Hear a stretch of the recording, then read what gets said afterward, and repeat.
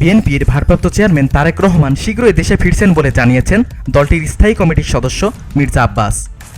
তিনি বলেছেন, 21শে August grenade হামলায় ছিল বিদেশি শক্তি দ্বারা একটি পরিকল্পিত হামলা। একটা বিদেশি শক্তি এই অপকর্ম করে দেশনেত্রী খালেদা জিয়া এবং বিএনপির ভারপ্রাপ্ত চেয়ারম্যান তারেক রহমানকে ফাঁসাতে চেয়েছিল। একটি ভুল, মিথ্যা, সাজানো মামলা তৈরি করার চেষ্টা করেছিল। গল্পের উপর ভিত্তি করে একটি সাজা তৈরি করার চেষ্টা করেছিল। বিজয়ের প্রথম দিনেই সেই মামলা আজ প্রকাশ পেয়েছে এবং তারেক রহমানকে খালাস দেওয়া হয়েছে। রবিবার জাতীয় প্রেস ক্লাবে আব্দুস সালাম হলে স্বাধীনতা ফোরামের আয়োজিত বর্তমান প্রেক্ষাপটে স্বাধীনতা, গণতন্ত্র ও ভোটার অধিকার শীর্ষক আলোচনা সভায় প্রধান অতিথির বক্তব্যে তিনি একথা বলেন।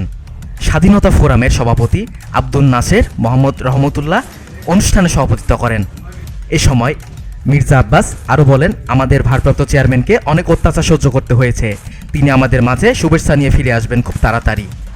এজন্যই আল্লাহ তাআলা তাকে সুস্থ করেছেন এবং খালাস দিয়েছেন। VOD Bangla news desk.